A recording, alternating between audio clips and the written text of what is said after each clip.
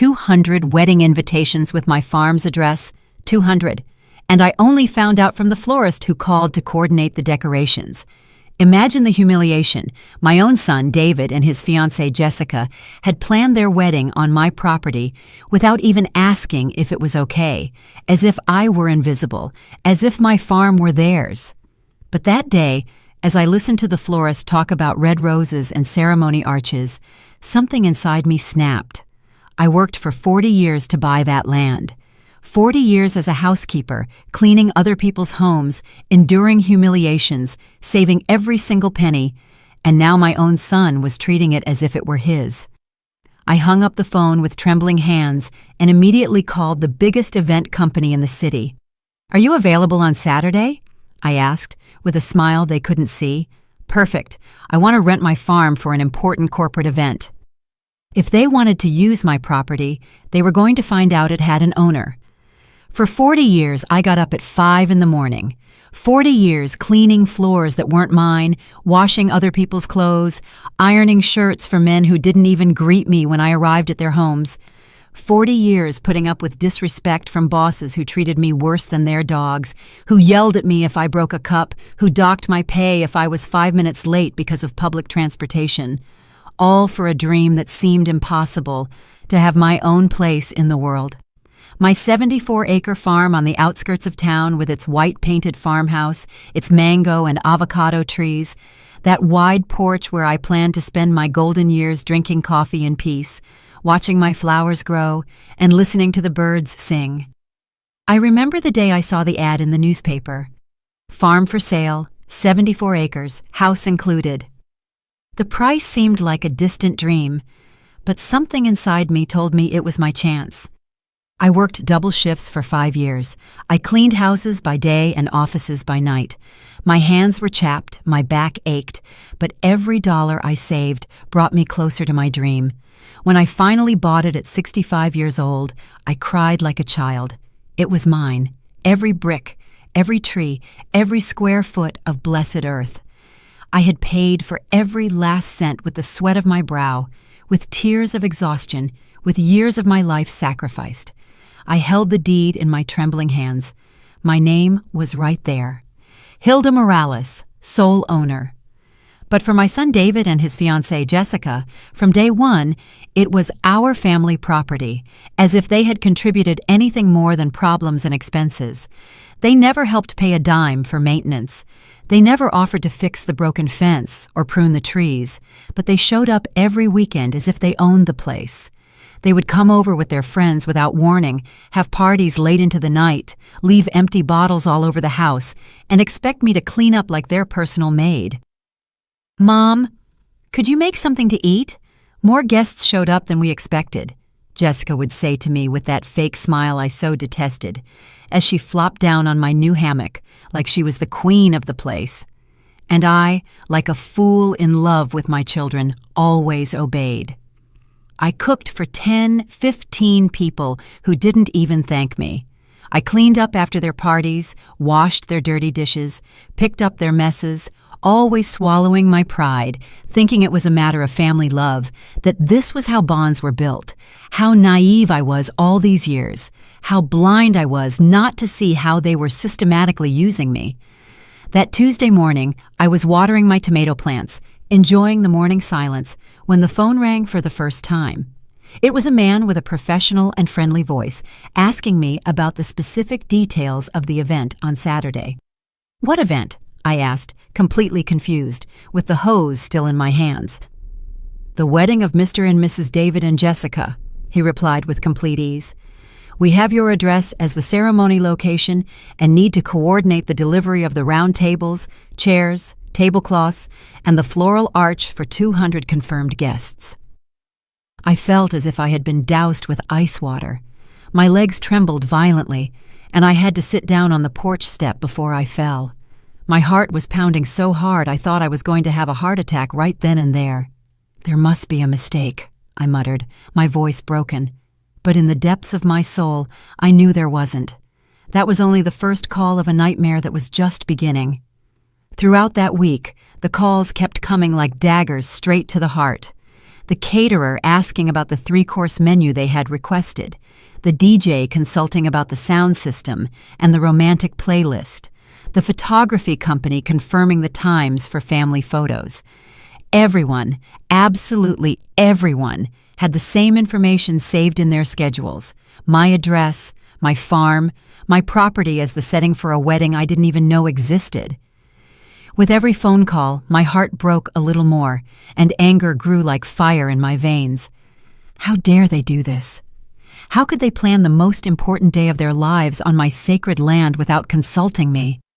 As if I were an old piece of furniture, as if my opinion was worth absolutely nothing in this world. On Wednesday afternoon, when I couldn't take the anguish anymore, I decided to confront my son. I called David with my hands trembling with indignation. "Son, I need to talk to you urgently," I said, trying to keep the calm in my shaky voice. "What's wrong, Mom? I'm busy at work," he replied with that cold, distant tone he always used with me, as if talking to his mother was a gigantic nuisance in his perfect day. "It's about your wedding," I managed to say. There was a long silence on the other end of the line, a silence that confirmed all my most terrible suspicions. "What does my wedding have to do with you?" he finally asked with a coldness that froze my blood. "David, all the vendors are calling me. You have my farm listed as the ceremony location." His response completely shattered me.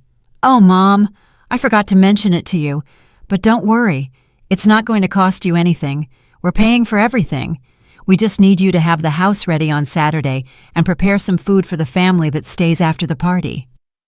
We just need, as if it were that easy, as if my farm were a free party hall with a housekeeper included.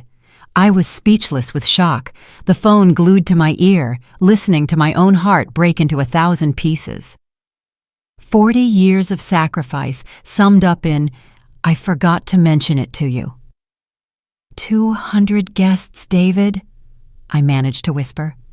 "Mom, don't exaggerate. It'll be like 150 people max. And look on the bright side. You'll get to meet all of Jessica's family that you've never seen."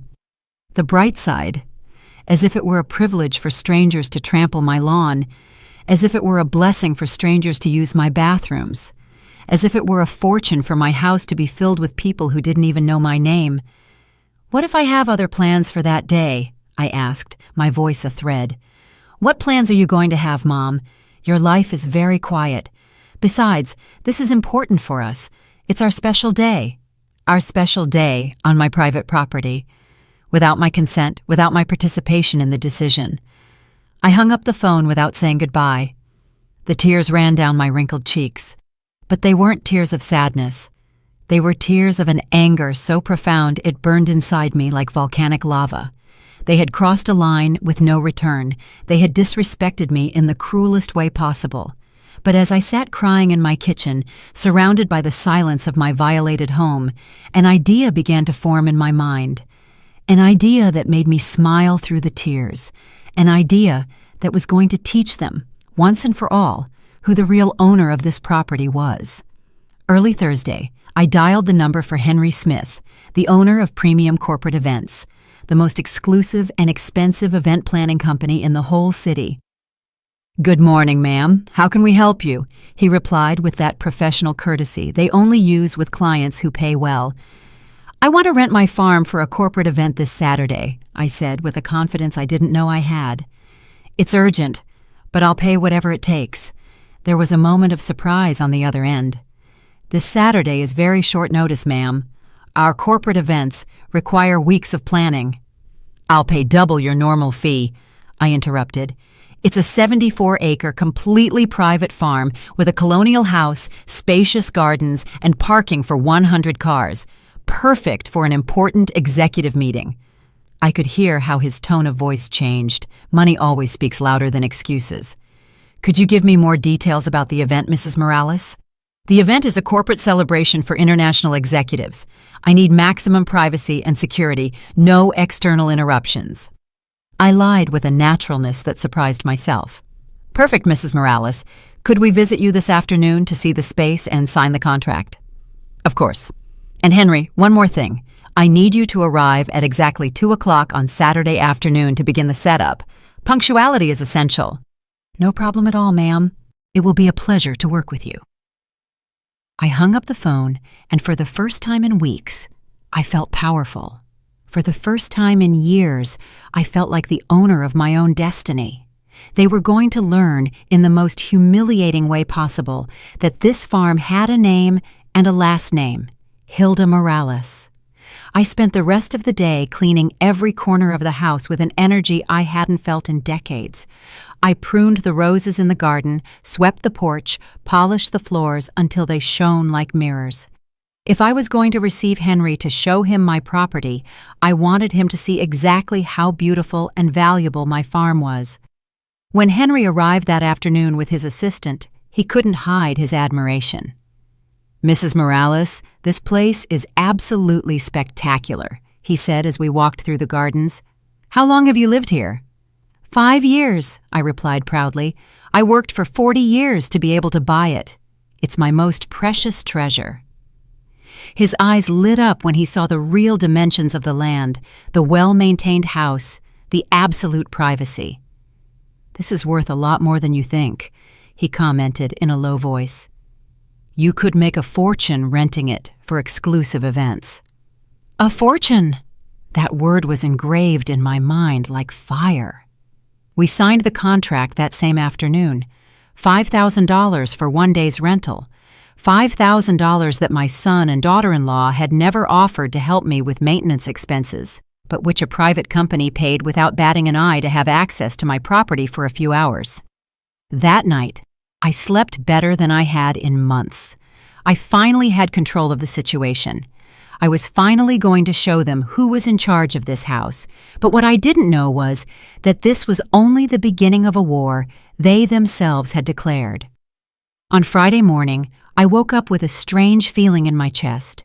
It wasn't fear or anxiety. It was something completely different. It was power. For the first time in 5 years since I bought the farm, for the first time in decades of being treated as a housekeeper by my own family, I had absolute control of the situation, and that feeling was intoxicating, like the best wine in the world. I made myself a strong coffee and sat on the porch to contemplate my kingdom, because that was exactly what it was. My kingdom, my empire, my little piece of heaven that I had fought for with blood and tears. The mango trees swayed gently in the morning breeze. The flowers I had planted with my own hands filled the air with a sweet scent, and the silence was so absolute I could hear the beat of my own vengeful heart. But the peace didn't last long. At 9 o'clock, the phone rang with the insistence of an emergency alarm. It was Jessica, and from the first second, I knew something was wrong from the hysterical tone of her voice. "Hilda, I need to talk to you urgently," she screamed without even greeting me. "What's wrong, Jessica?" I asked with a calm I didn't feel inside. "The florist just called me. He says he can't get into the farm tomorrow because there's another event scheduled. He says someone else rented the place for the same day." Her voice cracked between desperation and fury. "That must be a mistake, Jessica. They probably got the address confused." "It's not a mistake, Hilda. The caterer and the sound company called too. They all say the same thing, that there's a corporate event scheduled from 2 o'clock in the afternoon." I could perfectly imagine her panicked face, her wide eyes, her pale skin from the shock. "How is it possible that you don't know anything about this? It's your farm." "Exactly, Jessica. It's my farm. You're finally understanding." "It must be a terrible misunderstanding," I replied with the most innocent voice I could muster. "Have you talked to David? Maybe he knows something." "Of course I talked to him. He's on his way. We're going to get there in an hour to clear up this mess." I hung up the phone and laughed alone in my kitchen. I laughed heartily, with years of humiliations pouring out of my throat in the form of liberating laughter. It occurred to me that I should be nervous, that I should be worried about the confrontation that was coming, but I didn't feel any of that. I only felt a deep and delicious satisfaction. An hour later, I saw David's car kicking up dust on the driveway. Both of them came, my son and my daughter-in-law, with the most serious faces I had ever seen on them. David walked towards the house with long, determined strides, like a general going to reconquer lost territory. Jessica followed him, with her heels sinking into the dirt of my garden. "Mom, what the hell is going on here?" David asked me without even greeting me, walking into my house as if it were his. "I don't understand what you mean, son." "Don't act like you don't know. All the vendors say there's another event tomorrow. A corporate event that's preventing them from doing our wedding." I stared at him, studying his gestures of desperation. It was the first time in years that I had seen him genuinely concerned about something I could control. It was the first time he needed something from me beyond free food and housekeeping services. "Oh, yes," I finally said, with the most natural voice in the world. "It's true. I rented the farm for tomorrow." The silence that followed was so thick you could cut it with a knife. David and Jessica stared at me as if I had confessed to a murder. Their mouths opened at the same time, their eyes filled with absolute disbelief. "What did you say?" Jessica whispered in a voice that seemed to come from beyond the grave. "That I rented my farm for a corporate event tomorrow, Saturday," I repeated with a smile I couldn't hold back. A very important company offered me a considerable sum to use the place, and I accepted. "But our wedding is tomorrow," David yelled, his face red with fury.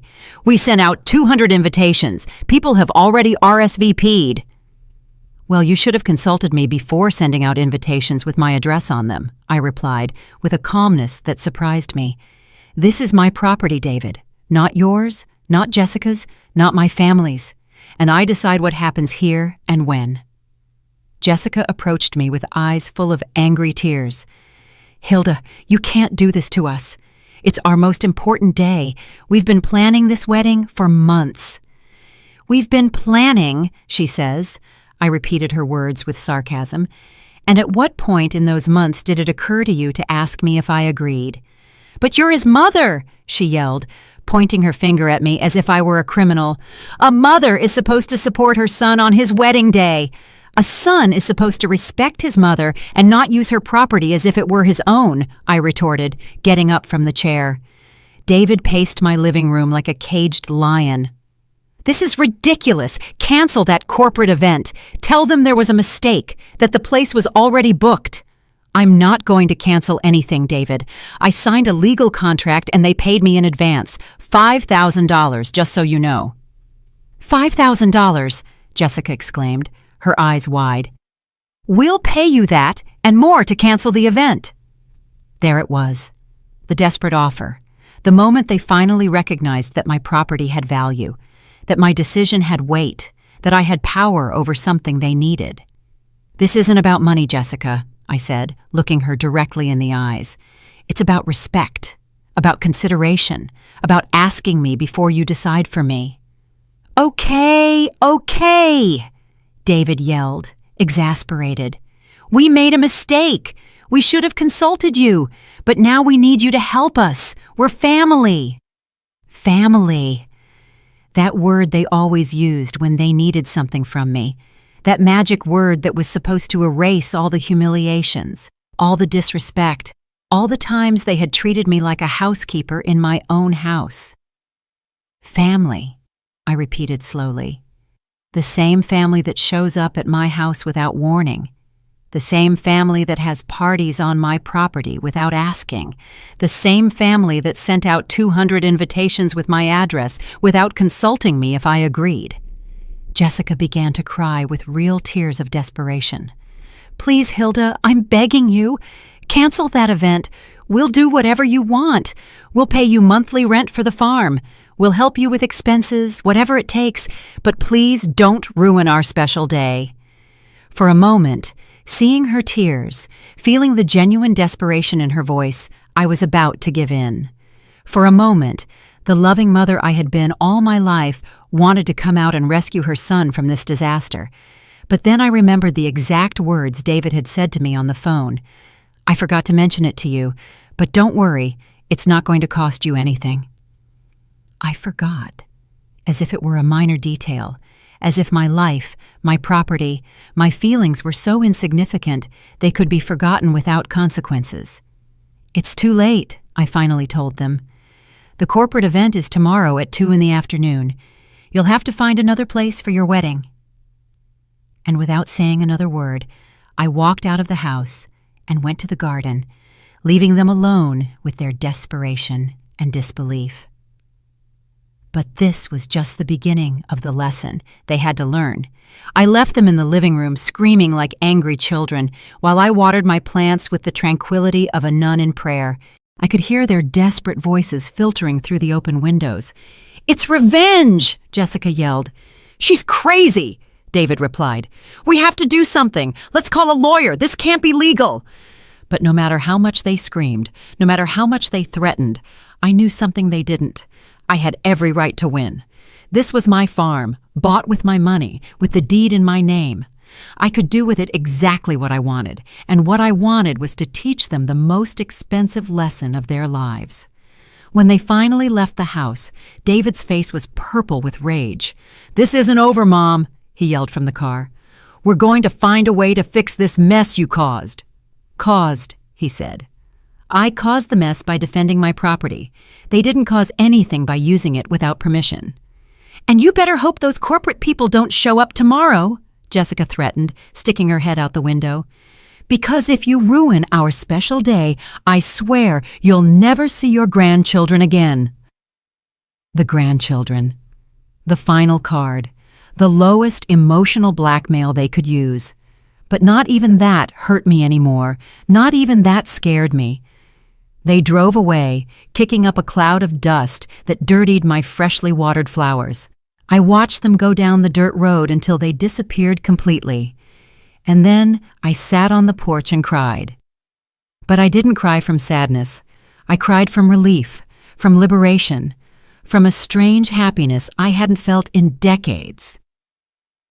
That night I couldn't sleep for a minute, not because of nerves or regret, but because of a feeling similar to what a child feels the night before Christmas. I spent the time walking around the house, checking every detail, imagining the faces of David and Jessica when they arrived tomorrow with their 200 guests and found that my farm was occupied by executives in elegant suits. At 6 o'clock on Saturday morning, I got up and took the longest bath of my life. I put on my most elegant wine-colored dress, the one I had bought for special occasions but had never had the chance to wear. I carefully styled my hair, put on a little makeup, and even wore the pearl earrings that had been my mother's, because today I was not going to be the same humiliated housekeeper. Today, I was going to be Hilda Morales, sole owner and absolute lady of these 74 acres of blessed land. At 8, the phone rang. It was my neighbor Irene, worried about the rumors that were spreading through the town like wildfire. "Hilda, my love, is it true you canceled David's wedding?" "I didn't cancel anything, Irene. I simply rented my farm for another event." "Oh my God! But don't you feel bad for all the people who have already confirmed?" "Feel bad?" Everyone was talking about the shame I should feel.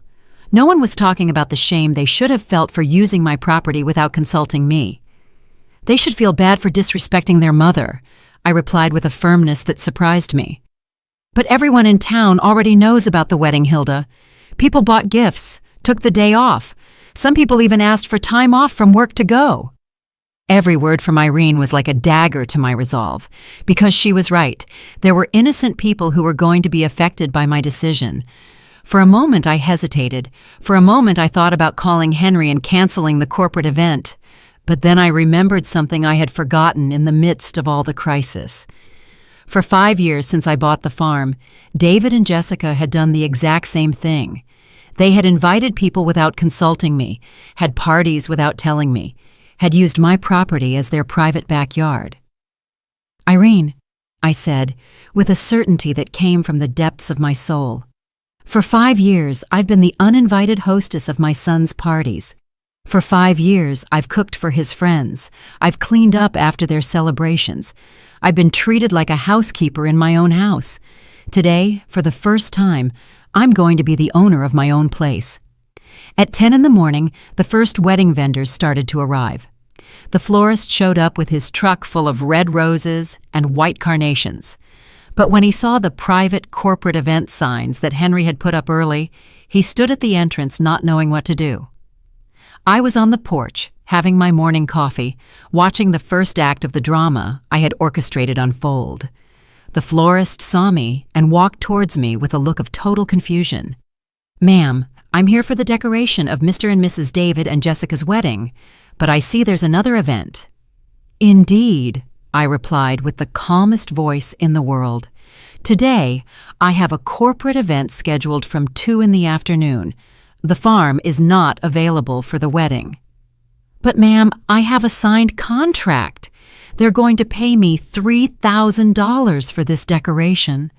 $3,000 just for flowers, for a wedding they planned without consulting me on a farm that wasn't theirs, with money they had never offered to help me with the upkeep of the place.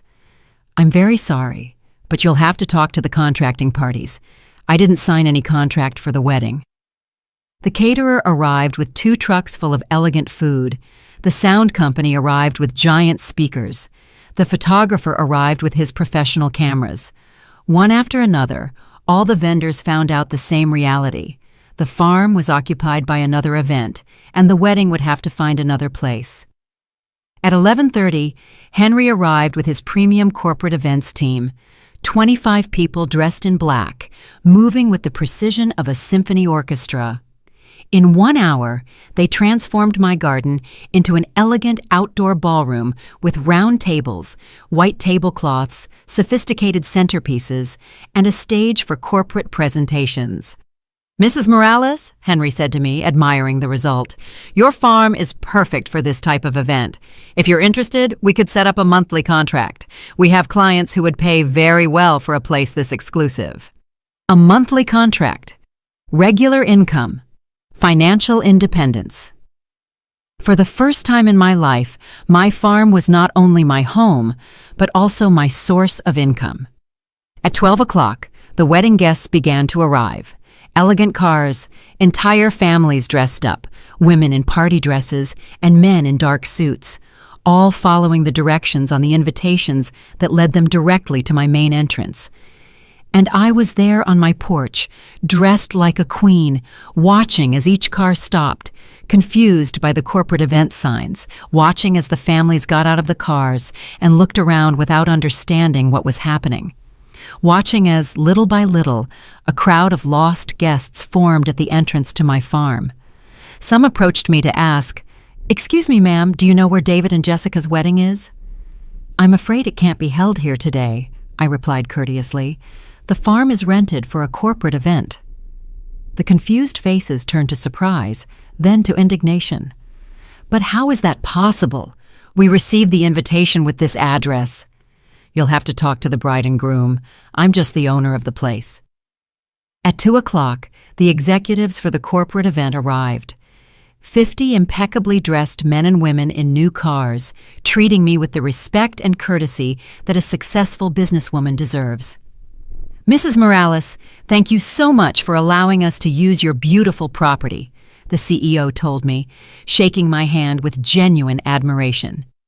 And while the executives enjoyed their elegant meeting in my perfectly decorated garden, I sat on my porch to await the moment I had been imagining all week, the moment David and Jessica would arrive in their wedding attire and find out that they could no longer dispose of my life as they pleased.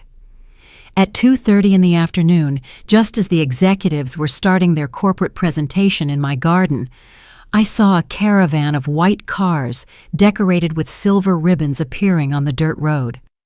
My heart sped up like a war drum. It was the wedding party, the main car with the bride and groom, followed by the groomsmen, bridesmaids, and several close family members. From my privileged porch, I could perfectly see the scene unfolding like a dramatic play. David's car stopped at the main entrance, and he got out first, looking very elegant in his black tuxedo, but with a panicked look that brutally contrasted with his formal attire.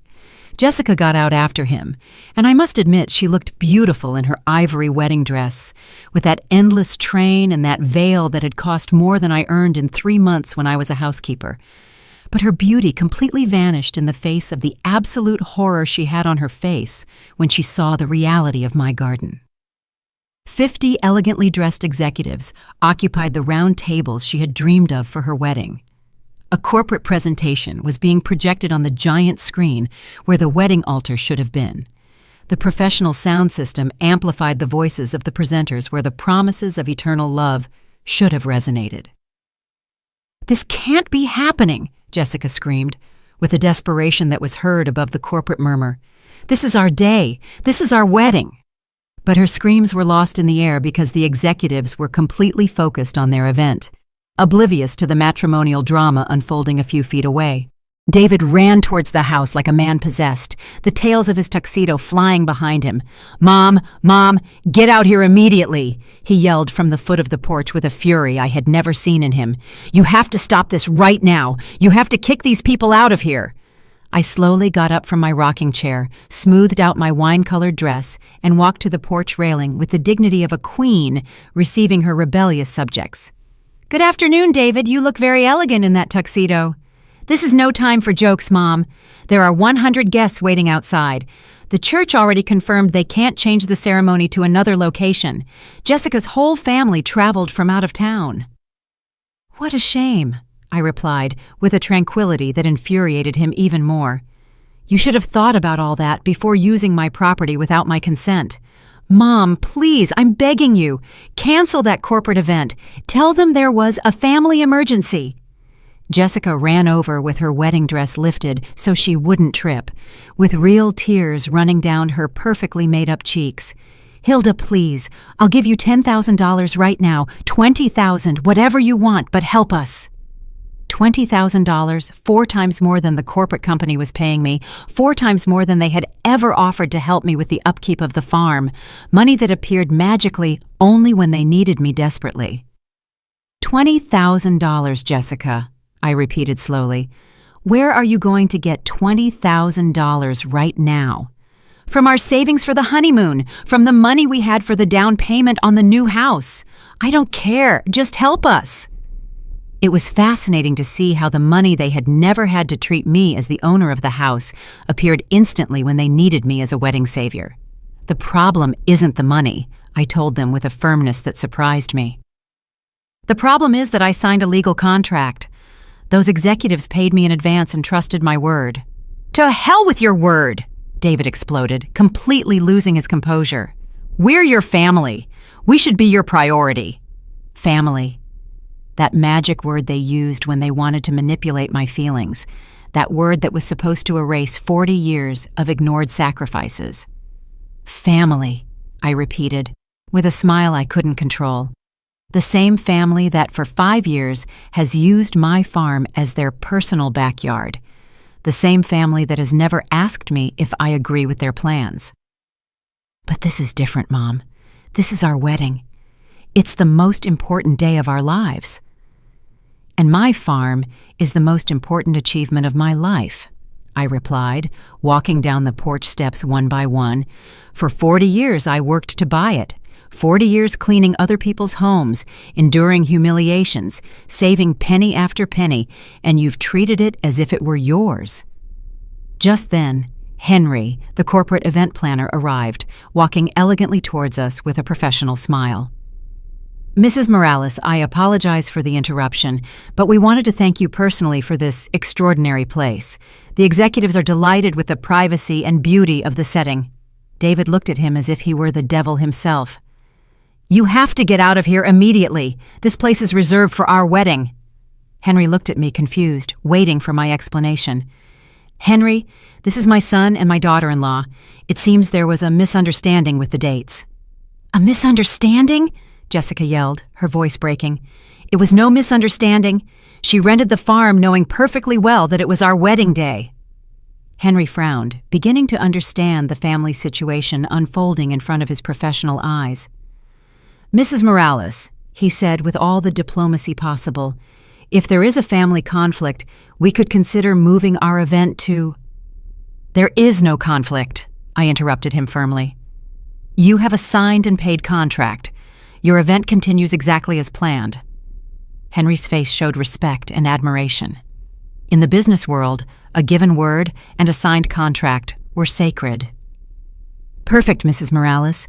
It's a pleasure to do business with such a professional person." And he walked away, back to his event, leaving us alone with the family tension that cut the air like a knife. David stared at me with a mixture of disbelief and something that looked dangerously like fear. For the first time in his life, he was seeing his mother as something more than the family's housekeeper. For the first time, he was understanding that I had power, my own will, and the ability to say no. "What are we going to do with all the guests?" Jessica asked in a broken whisper. "What are we going to tell them? How are we going to explain that Grandma canceled the wedding?" "I didn't cancel anything," I clarified for the umpteenth time. "You organized a wedding on someone else's property without consulting the owner." At that moment, more guests' cars began to arrive, entire families getting out, confused, children dressed up running around the parking lot, grandparents with canes wondering where the ceremony was. The chaos multiplied exponentially with every minute that passed, and I was right there in the eye of the hurricane, feeling more powerful and more in control of my destiny than I had ever felt in my 70 years of life. But what David and Jessica didn't know was that this was just the beginning of the lesson they had to learn about respect, consideration, and the consequences of treating their mother like a housekeeper. The situation became more chaotic with every passing minute. The wedding guests crowded at the entrance to my farm like a confused mob, some indignant, others worried, all without understanding what the hell was going on with the ceremony they had come to witness. Voices were raised in Spanish, English, and even Italian, because Jessica's family was international and people had traveled thousands of miles to be present on this special day. "But where is the wedding?" asked an older lady with an Italian accent, dressed in a very elegant pink suit. "Why are there businessmen where the altar should be?" A group of David's cousins argued among themselves, some blaming the bride and groom for the disorganization, others trying to find logical explanations for the inexplicable. Jessica ran from group to group like a chicken with its head cut off, trying to explain the inexplicable with her wedding dress dragging in the dirt of my garden. "It's a horrible misunderstanding," she would say, her voice breaking. "My mother-in-law had a problem with the dates. We're trying to fix it." But each explanation sounded more desperate than the last. David, for his part, had completely lost the elegant composure a groom is supposed to have on his wedding day. His hair was messy, his tie was crooked, and he paced back and forth like a caged lion, talking on the phone with a desperation that was pitiful. "I need a place for 200 guests. Now! I don't care about the price, it's a family emergency." But it was Saturday afternoon, and all the event halls, hotels, and elegant restaurants already had their own celebrations scheduled.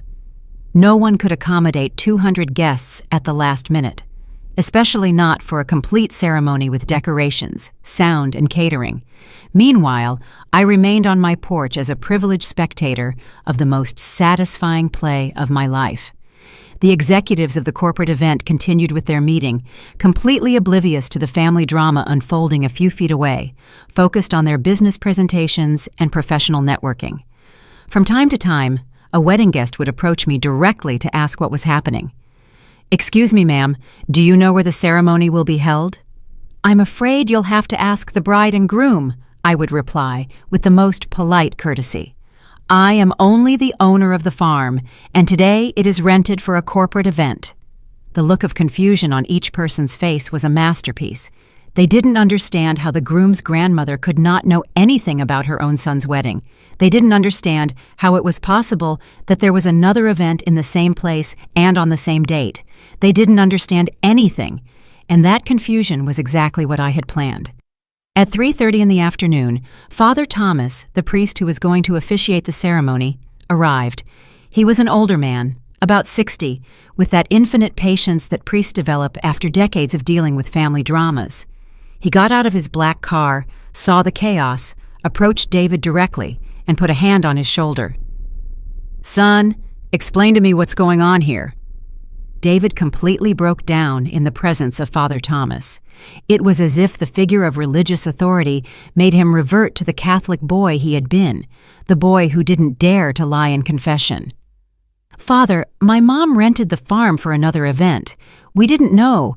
We didn't ask her. Father Thomas looked at me with those wise eyes that have seen everything in life. He walked slowly to my porch, went up the stairs, and sat in the rocking chair next to mine. "Hilda, right? I'm Father Thomas. Can we talk for a moment?" "Of course, Father." I liked his approach. He didn't come in yelling or demanding like David and Jessica. He didn't try to manipulate me emotionally. He simply wanted to understand the situation from my perspective. "Tell me what happened here," he said with that quiet voice that confessors use. I explained everything to him from the beginning. The 40 years of work, the 5 years of being treated like a housekeeper on my own farm, the parties without invitation, the wedding planned without consulting me, the 200 invitations sent out with my address without my knowledge. I told him everything with the honesty owed to a man of God. Father Thomas listened in silence, nodding from time to time, without judging them or me. When I finished talking, he remained silent for several minutes, looking at the garden where the executives were enjoying their corporate event, while the wedding guests remained confused in the parking lot. "I understand your pain, Hilda," he finally told me, "and I understand that you feel disrespected. But I also understand that there are 200 innocent people who came with the best intention of celebrating your son's love. Father, I didn't create this situation. I only defended my property. I know, my dear, and you have every right to defend what is yours. But now we have to think about how to solve this in the most Christian way possible." I liked that he didn't judge me, but I also didn't like the implication that I had to be the one to solve the problem that others had created. "What do you suggest, Father?" "Well, the corporate event is already set up and you have a legal contract. We can't interrupt that. But perhaps we could use the area in front of the house for a small ceremony, just with the closest family, and then find a restaurant for the celebration." It was a reasonable proposal, I must admit, but there was a problem. Accepting that proposal would mean rescuing David and Jessica from the consequences of their own decisions. It would mean teaching them that they could disrespect their mother, because in the end, she would always rescue them. "Father," I said, looking him directly in the eyes, "for 5 years, I've rescued my son from the consequences of his decisions. I've cleaned up after his parties. I've cooked for his friends. I've allowed him to treat my house as if it were his. And every time I rescue him, he learns that he can do whatever he wants because Mom will always be there to fix the mess." Father Thomas nodded slowly. He was a wise man and perfectly understood the moral dilemma I was facing. "And what do you think should happen now?" "I think my son needs to learn that decisions have consequences, that he can't use other people's property without permission, not even if that person is his mother." At that moment, Jessica ran towards the porch with her wedding dress dirty from the dirt and tears running down her cheeks. "Father Thomas, thank God you're here. Please help us. Hilda has to understand that this is our special day." The father looked at her with compassion, but also with that firmness that characterizes good priests. "Jessica, my dear, before we talk about special days, we need to talk about respect and consideration for others. It is true that you planned this wedding without consulting Mrs. Hilda."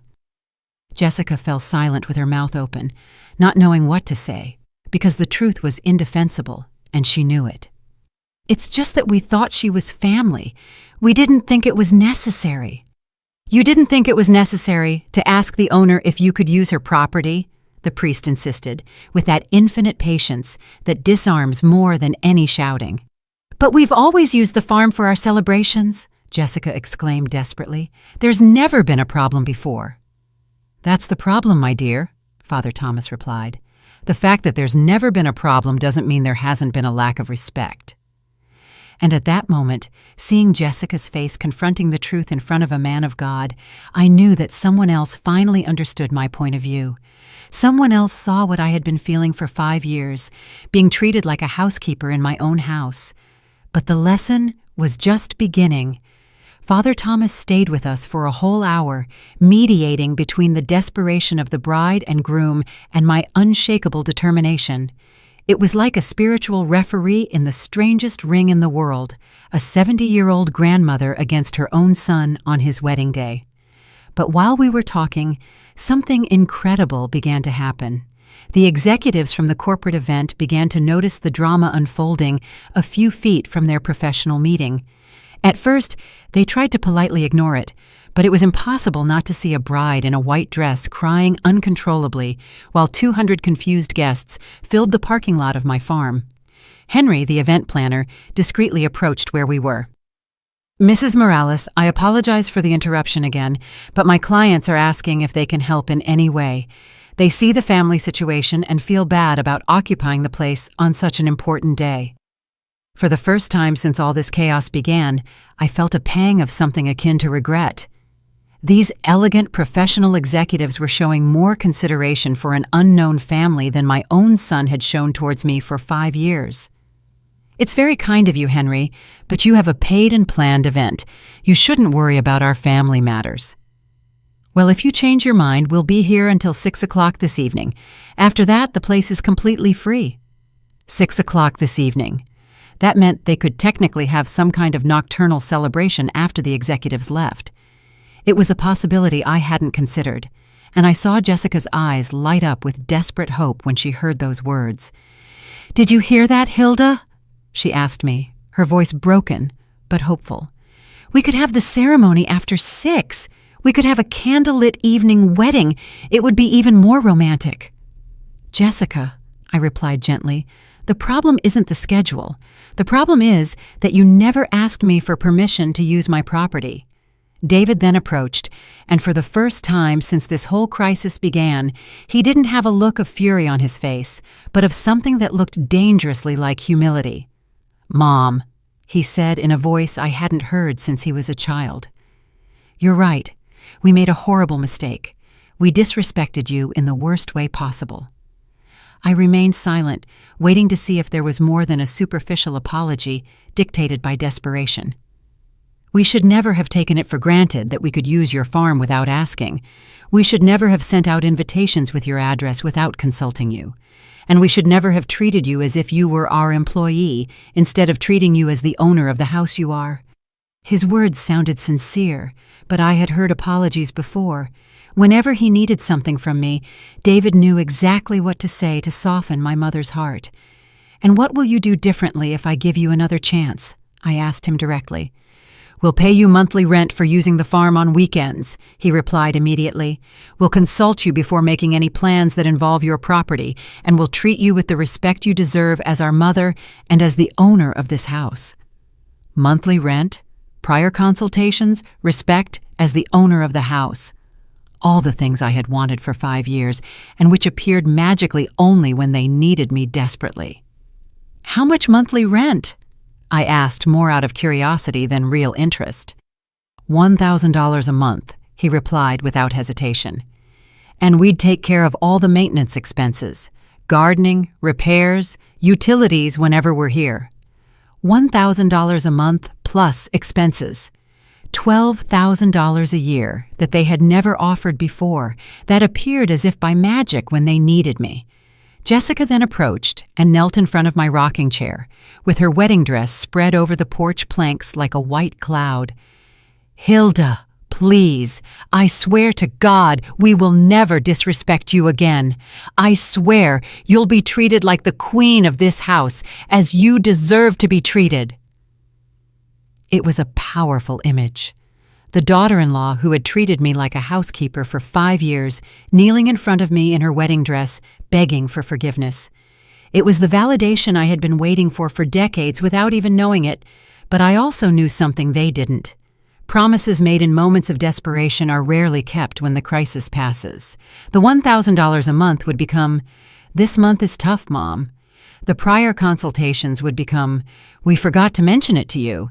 The respect as queen of the house would become, "Mom, could you make something to eat?" "Get up, Jessica," I told her gently. "You don't need to kneel in front of me. You just need to respect me." She got up with tears of hope running down her cheeks. "Does that mean you're going to help us?" At that moment, I looked around my farm. The distinguished executives enjoying their professional event, the 200 wedding guests waiting for some solution in the parking lot, my son and daughter-in-law in their formal wear, humiliated but finally understanding the value of my property and my opinion. And for the first time in 5 years, maybe for the first time in my life, I had all the power in the situation. I decided what happened next. I was the absolute owner of my destiny and the destiny of everyone else in that moment. Father Thomas looked at me with those wise eyes that have seen thousands of family dramas. "What does your heart say, Hilda?" "My heart says many different things, Father. It says that I love my son and want to see him happy, but it also says that I'm tired of being treated like a housekeeper in my own house." "And both things can be true at the same time," he replied with that wisdom that only comes from years of counseling broken families. "The question is, how do you find the balance between love and respect?" It was the million-dollar question, literally, because there were dollars a month waiting for my answer. There was a whole wedding waiting for my decision. There were 200 people waiting to know if they were going to witness a ceremony or a family disaster.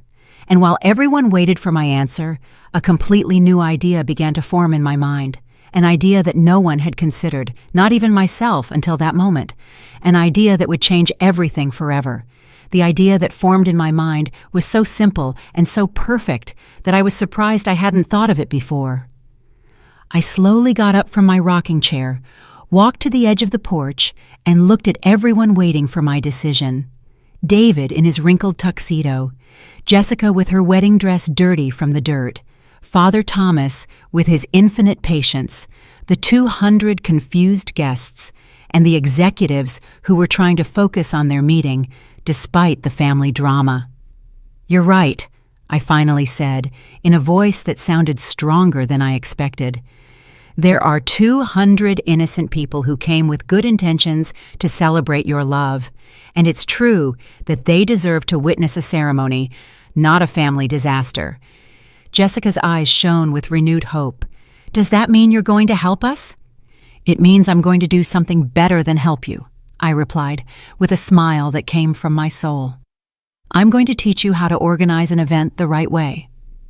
I walked over to where Henry was, who was observing everything with the professional fascination of someone who handles event crises daily. "Henry, how much time would your clients need to finish their meeting if we offered them incentives to speed up the process?" Henry looked at me with genuine surprise. "What kind of incentives, Mrs. Morales?" "A 50% discount on the rental and an invitation to stay and witness a very exclusive improvised wedding." Henry's face lit up as if he had discovered gold. "Mrs. Morales, that would be extraordinary for my company. A corporate event followed immediately by an intimate wedding would be the kind of versatility that would put us on the business map. How much time do you need?" With those incentives, they could finish by 4:30. I turned to David and Jessica, who were looking at me without completely understanding what I was planning. "Here's my proposal," I told them with the authority of someone who has finally taken control of their own life. "The religious ceremony will be held here on my farm after 4:30 in the afternoon." "Thank you, Mom! Thank you, David shouted, trying to hug me, but I raised my hand to stop him. "I'm not finished. The ceremony will be held under my conditions, with my rules, and in the way I deem appropriate." The silence that followed was so dense you could cut it with scissors. Everyone knew I was about to dictate terms, and no one knew if those terms would be acceptable or unacceptable. "What are your conditions, Mom?" David asked with a mixture of gratitude and nervousness. "First condition, from this moment on and forever, any event you want to hold on my property must be consulted with me at least 1 month in advance. Second condition, you will pay $1,000 a month in rent for the use of the farm on weekends, plus all maintenance expenses." So far, everything was in line with what they had promised in their desperation. Third condition, during today's ceremony, I will be publicly recognized as the owner and hostess of this place. Fourth condition, after the ceremony, all the guests will know the complete story of how this wedding was organized. I watched as David and Jessica's faces gradually changed from hope to concern. "What do you mean by they will know the complete story?" Jessica asked in a small voice. I mean that during the toast, I am going to explain exactly how we got to this situation, how 200 invitations were sent out without consulting the owner of the property, how a complete wedding was planned without my knowledge, and how everything was almost canceled because no one thought it was necessary to ask me for permission. The look of absolute horror on their faces was almost comical. It was obvious they would prefer any punishment to public humiliation in front of all their family and friends. "Mom, you can't do that to us," David murmured. "Jessica's family, our friends, everyone is going to think we're disrespectful." "And weren't you?" I asked with a devastating simplicity. "Weren't you disrespectful by using my property without my consent? Am I not the one who should feel humiliated for being treated like a housekeeper in my own house?" Father Thomas cleared his throat. "Hilda, I understand your point, but public humiliation can permanently damage family relationships." "Father, with all due respect," I replied, looking him directly in the eyes, "disrespect towards parents also permanently damages family relationships. The difference is that my humiliation has been private for 5 years, while theirs would be public for 5 minutes. It was an unassailable logic, and Father Thomas knew it. He nodded slowly, acknowledging that I had a valid point. "What if we accept all your conditions?" Jessica asked, her voice breaking. "Including the public toast?" "Including the public toast!" Jessica and David looked at each other with that silent communication that couples have when they face difficult decisions. I could see them calculating mentally. It was better to have a wedding with public humiliation or to have no wedding at all. "Is there no way to negotiate the toast part?" David asked desperately. "We could do everything else, pay the rent, always consult you, recognize you as the hostess, but avoid the public speech." "No," I replied with a firmness that surprised me. "You either accept all my conditions or you can find another place for your ceremony." It was the moment of truth. The moment they had to decide if their pride was more important than their wedding, the moment they had to choose between temporary humiliation and the complete loss of their special day. Jessica was the first to break. Tears began to roll down her cheeks as she nodded slowly. "Okay," she whispered, "we accept all your conditions, all of them, including the toast." David looked at her in surprise, then looked at me, and finally he also nodded. "Okay, Mom, we accept." At that moment, I felt something I had never felt in my life. Absolute power mixed with poetic justice. It wasn't cruel revenge. It wasn't gratuitous malice. It was simply the natural consequences of their own decisions presented in a way that everyone could learn the lesson. "Perfect," I told them with a smile that came from the depths of my satisfaction. "Henry, please proceed to talk to your clients about speeding up the event. Father Thomas will need to reorganize the ceremony for 5 o'clock in the afternoon. David, go inform all the guests that the wedding will take place, but with a modified schedule." The machinery of organization was immediately put into motion. Henry ran to talk to the executives, who received the news with professional enthusiasm and personal curiosity. Father Thomas began to calculate times for the modified ceremony. The guests began to receive the information that there would be a wedding just later than planned. And I sat on my porch, watching as my farm became the setting for a wedding that would finally take place on my terms, with my rules, and with the public recognition that this property had a name and a last name, Hilda Morales. But the best part was yet to come. The part where all the guests would know the complete story of how a 70-year-old grandmother taught her son and daughter-in-law that respect is not negotiable, that consideration is not optional, and that mothers also have dignity. The best part was the toast I was mentally preparing, the speech that would be remembered for decades in all future family gatherings. At 5:30 in the afternoon, my farm was transformed into something I had never imagined. The executives had kept their word and finished their event on time, but most of them had stayed as special guests, fascinated by the idea of witnessing a family wedding after their business meeting. It was like having 2 events in one, and the mix of corporate elegance with family drama created a unique atmosphere. Jessica looked beautiful, despite all the stress of the day. Her wedding dress, although a little dirty from her desperate running, was still spectacular under the golden light of the sunset. David had managed to fix his hair and straighten his tie, regaining some of the elegance a groom is supposed to have on his big day. The 200 guests were finally seated, although in a completely different configuration than originally planned. The corporate chairs were mixed with the wedding chairs, creating an improvised but functional arrangement. The altar was set up under my favorite mango tree, the same tree I had planted with my own hands 3 years ago.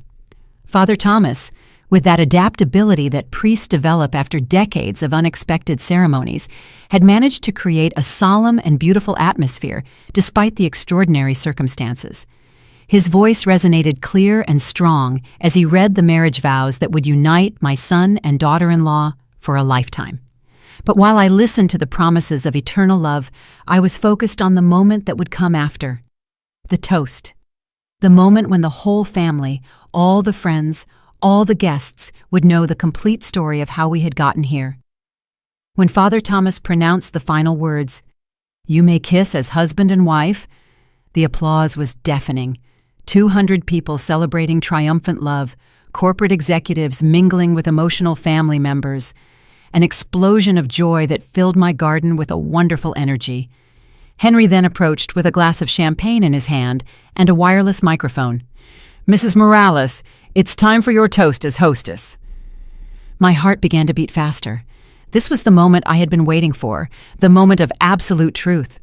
I slowly got up, took the microphone with hands that no longer trembled, and walked to the center where everyone could see me perfectly.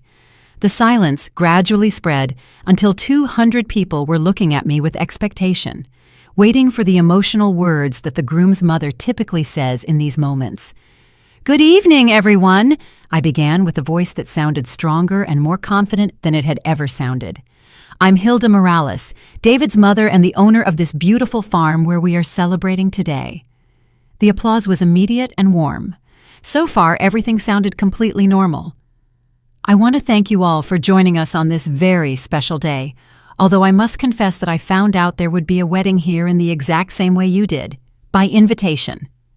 A murmur of confusion began to spread among the guests. Some people looked at each other without completely understanding what I had said. You see, my son and my daughter-in-law sent out 200 invitations with my farm's address without consulting me if I agreed to have a wedding here. The murmur turned into an absolute silence. All eyes alternated between the bride and groom, who had faces red with shame, and me, who continued to speak with unshakable serenity. I found out on Tuesday morning when the florist called to coordinate the decorations. Imagine my surprise to discover that my property had been committed for an event I didn't know existed. The corporate executives, who had witnessed all the afternoon's drama, began to smile with admiration. They recognized a businesswoman defending her rights. For 40 years, I worked as a housekeeper to buy this farm. 40 years cleaning other people's houses, saving penny after penny, dreaming of having a place of my own where I could live with dignity in my golden years. My voice cracked slightly, but I continued, and for the 5 years I have lived here, I have been treated as a housekeeper on my own property. The silence was so profound, you could hear the wind moving the leaves on the trees. No one expected this kind of speech at a wedding, but everyone was completely captivated by the story unfolding in front of their eyes. When I found out what had happened, I made a decision. I rented my farm for a corporate event on the same day as the wedding to teach my son and daughter-in-law that this property has an owner, and that owner is me. Several guests began to nod in approval. The story was starting to make sense to everyone. But at the end of the day, family love is stronger than hurt pride, and although it was necessary to go to this extreme to get the respect I deserve, here we are celebrating David and Jessica's love in my house, on my terms, with my rules. The applause that followed was different from the previous one. It was an applause of admiration, of recognition, of genuine respect for a woman who had defended her dignity. So I toast to the bride and groom, who today learned that respect for parents is not optional, that consideration for others is fundamental, and that mothers also have rights and feelings. I raised my champagne glass, and the whole crowd did the same. To David and Jessica, may they begin their marriage by understanding the value of mutual respect. The applause that followed was thunderous, 200 people celebrating not only a wedding, but a life lesson masterfully imparted. The corporate executives applauded with professional admiration. The older family members nodded in approval. Even the young friends seemed to understand that they had witnessed something extraordinary. David then approached with tears in his eyes and hugged me in front of the whole crowd. "I'm sorry, Mom," he whispered in my ear. "Sorry it took us so long to understand." Jessica came after, her wedding dress dirty, and her tears of shame mixed with tears of gratitude. "Thank you for saving the wedding despite everything, Hilda. We will never forget this lesson." The rest of the celebration was magical. The guests constantly came up to congratulate me, not only on my son's wedding, but on the way I had handled the situation. "What a brave woman," Melissa's Italian grandmother said to me. "I wish more mothers had your character," a David's uncle commented. The corporate executives integrated perfectly into the family party, exchanging business cards and talking about future events on my farm. Henry sought me out before he left.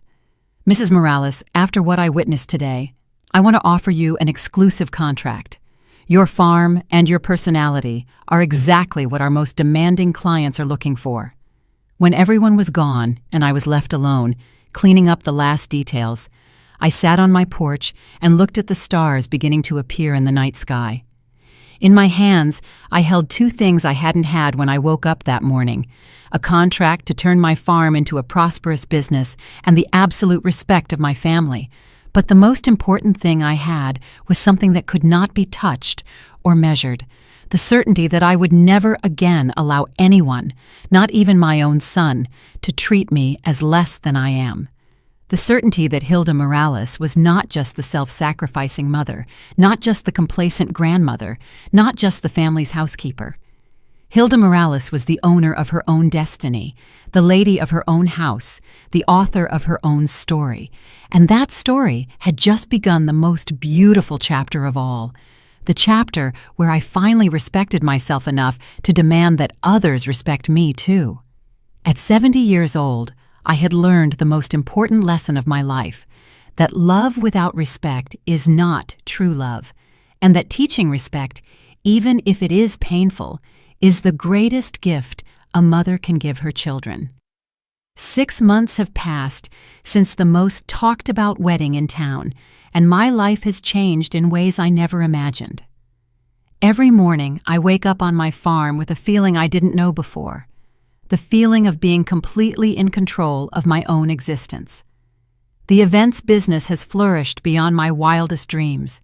Henry kept his promise, and my farm has become the most exclusive place in the region for elegant weddings and corporate meetings. Every weekend, I receive between $3,000 and $5,000 for renting my property, money that has given me a financial independence I never had, not even when I was working double shifts as a housekeeper. But the most beautiful thing is not the money. The most beautiful thing is the respect. David and Jessica have religiously kept their promise. Every month, they deposit the $1,000 in rent on time, and they have never, not once, shown up without consulting me first. When they want to use the farm for a family celebration, they call me weeks in advance, politely ask if the date is available, and wait for my answer without taking anything for granted. The first time they did it, 4 months ago, I almost cried with emotion. David called me one Thursday afternoon. "Mom, could you check your calendar? We want to celebrate Jessica's birthday at the farm next Saturday, if that's okay with you, and if you don't have other plans." If that's okay with you. Words I had waited 5 years to hear, but the most profound change has been in the way they treat me when they are here. I am no longer the housekeeper who prepares food and cleans up after parties. Now I am the respected hostess, the owner of the house who sits at the head of the table while they take care of serving and cleaning. The first time Jessica insisted on washing the dishes after a family dinner, I was so surprised I didn't know what to do. "Hilda, you worked enough preparing this delicious meal. We'll take care of the cleanup." It was like living in a parallel world where I was finally treated as the matriarch I always should have been. The grandchildren, of course, still come to visit me. Jessica never carried out her threat to keep them away from me, and now I understand why. The children need their grandmother as much as I need them. But even the relationship with them has improved, because now they see me as the powerful grandmother who demanded respect, not as the submissive grandmother who always gave in to everything. The whole town knows my story. For months, I was the topic of conversation at the market, at church, everywhere. Some women would seek me out to tell me their own stories of family disrespect. "Hilda, how did you find the courage to stand up for yourself?" Irene would ask me every time we met. My answer is always the same. I didn't find the courage. I built it, day by day, every time I decided I deserved something better. And it's true. It wasn't a moment of sudden bravery. It was years of accumulated humiliations until I finally said enough. I have received 3 marriage proposals from widowers in town who were impressed with my strong character and financial independence. I politely thanked them, but explained that at 70 years old, I finally learned to be happy with myself, and I wouldn't trade that happiness for anything. My farm has become a symbol in town. Young women come to see me to ask for advice on how to set boundaries with their families. Older mothers tell me how they used my story to teach their adult children respect. Even Father Thomas mentions my case in his sermons about the honor we owe our parents. Henry's corporate event business has become a prosperous partnership. I now have events scheduled until the end of the year, and the waiting list to rent my farm is 3 months long. Major companies, wealthy families, even regional celebrities have discovered this little paradise I built with 40 years of sweat and tears. But every night, when the guests leave and the lights go out, I sit on my porch with a cup of coffee and look at the stars with a satisfaction I didn't know before. It's not just the satisfaction of money earned or respect conquered. It's the profound satisfaction of knowing that I am finally who I always should have been. I am no longer Hilda, the housekeeper. I am no longer Hilda, the self-sacrificing mother who suffers in silence. I am no longer Hilda, the compliant grandmother who accepts anything to avoid conflict. Now I am Hilda Morales, a successful businesswoman, a respected matriarch, a woman who stood up for herself when it seemed too late to change things. Hilda, who taught her children that true love includes respect, and that respect is not begged for, it is demanded. And every night, before I fall asleep, I whisper a small prayer of thanks. Not for the wedding that almost got canceled, not for the conflict that almost destroyed the family, but for having had the courage at 70 years old to write the end of my own story instead of letting others write it for me, because it is never too late to start respecting yourself, and it is never too late to teach others how they should treat us. This is my story. This is my victory. This is my life, finally lived on my own terms.